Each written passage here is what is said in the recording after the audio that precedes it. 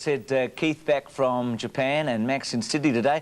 And just before we start, Keith, you lost your dear old dad Bill during the week, and I'm sorry for you, mate. Commiserations from everybody here at Sportsworld. He's a terrific journalist, and he had a great innings, didn't he? Oh, he sure did, Bruce. He was 87, and we had some great times, and you were part of many of those. We'll all miss him, sure. Yeah, Bill passing away during the week. Keith, we'll talk about Japan a little later, but yesterday in Perth, there was a Group 1 race. So the Victorians missed out. There was a local win, horse called For John. Yes, he's apparently a very good horse, Bruce. He was one of the three place getters who all started at 9-2. Some great horses in the race, including Starstruck, who has an Australian Cup victory over Jeune.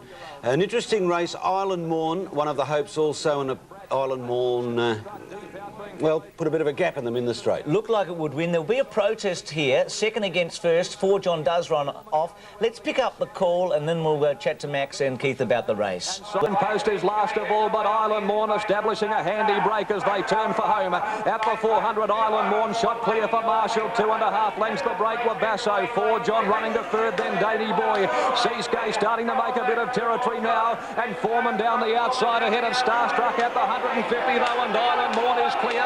For John on the outside, closing quickly. Seascape, Starstruck, Island Morn in front. For John hits the lead, and Foreman on the outside, but For John will prevail. For John has won from Foreman. Starstruck may have got third ahead of the fast finishing Dark Czar and Island Morn.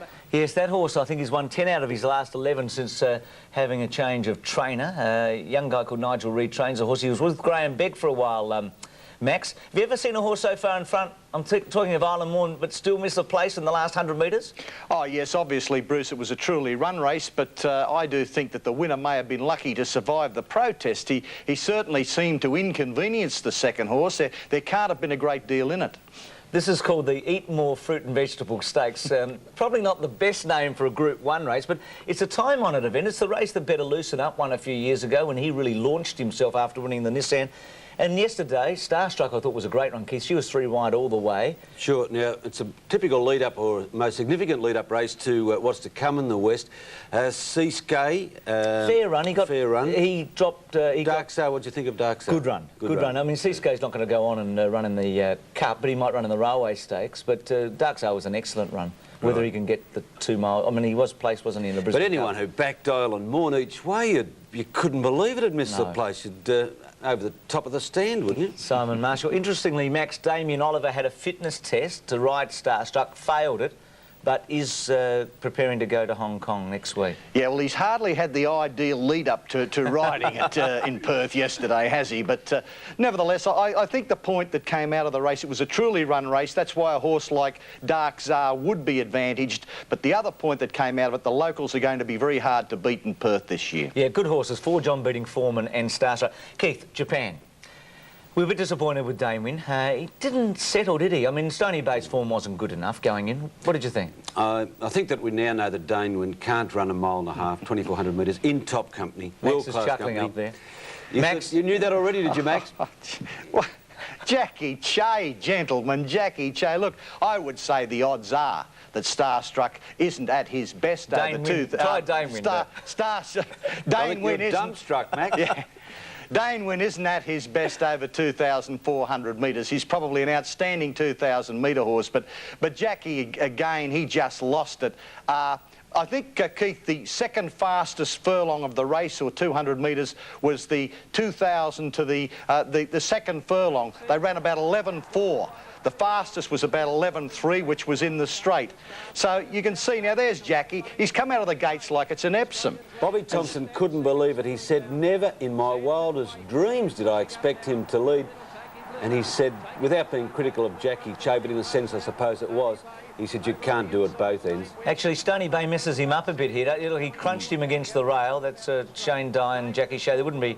I mean, there wouldn't be any love lost there, but there's Hishi, old Hishi. What a horse she is. She's last at the moment. I love that name. Hishi Amazon. She's the world's winningest race mare at the moment. She's up to 9 million Australian dollars. That says more about prize money in Japan, though. She's only won 10 races. I mean, it just shows you how much prize money is available absolutely. in Japan. It's unbelievable. Totally underlines that she's only had, I think, 21 starts. No, she's had 15 or 16 starts. Gentlemen, if you could just have a look when they pan through the field at the grip that Jackie Che has got on Dane. Yeah, there we go. He's winking at me now, the horse. And note the long range some of these other riders are riding on. You're a bit critical of Jackie, are you, mate? Well, he cannot settle. You can't bag a horse's performance on that ride. You're giving the jockey decent bacon. Matter of fact, I got a bit of a fright myself when Jackie rode at this track for the first time in the previous race, an invitation race. It was the only horse to come back the wrong way.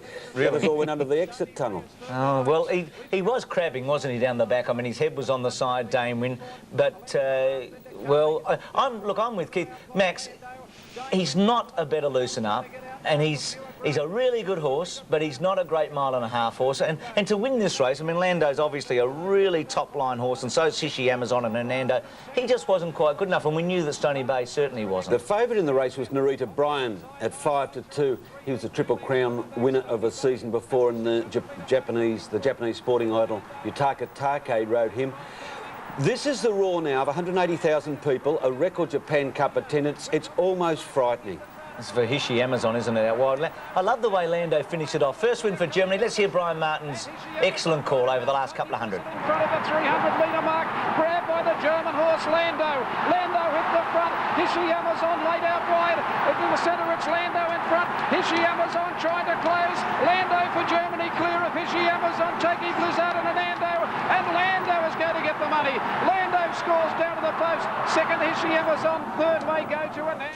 Michael Roberts, the South African rider. I listened to you and Brian live last week, Keith, and you had the German commentator alongside of you. It was a pretty good get, 180,000. Boy, were you both excited. And so was he. His name is Adi Fuhrer. He's the Bruce McAvaney of Germany. And he didn't make any sense at all for 2 minutes. You're right. He told me a lovely story about the trainer who, after the war, went from East Germany. He arrived in Germany with a toothbrush in his pocket and one lame horse. Tried to get into training. That took you 10 minutes to say that last week. Well, all they gave him was the sick, the lame and the crippled, and he's been the top trainer in Germany for 31 years. 31 years. You were listening. You should have jumped on him. Notes. Tommy Smith had him beaten. He kept saying it was a world record. You should have jumped, shouldn't he, Max? TJ, Keith should have jumped on him. Bruce, being around somebody that doesn't make any sense for 2 minutes, I think Keith knows what it's all about. After all, he comes here every Sunday. Just finally, Keith, I mean, is it still the great race, the Japan Cup? Oh, it is. It was the best result possible because Japan had won 3 in a row. People were getting a little tired of the locals winning the race. 180,000 in there. Oh, they liked it. They liked it. But the organisers wanted a breath of fresh air, and they got it because who would have expected that Germany, they have only 3,700 mares and they only breed 1,400 foals a year, and they've won the world's richest race. Hey, well done. Last thing I'll say, Max, trust Keith to know how many mares there are in a country. That's all I'll say. What a stat that is. Keith, just one question. How many geishas in Tokyo? Max, I don't know what you've done with your hair. You've put the rinse through it, you've shortened it, you shaved 10 years off your age. You only look 57. Max, can we catch you next? Are you still coming? Certainly. Next week? Yeah. Keith, we'll catch you next week. So. I'm sure so. Look, we'll take a break, and after the break, we've got soccer. Paul Wade and Alan Davidson join us. Still Day. Still Day. Can he finish it?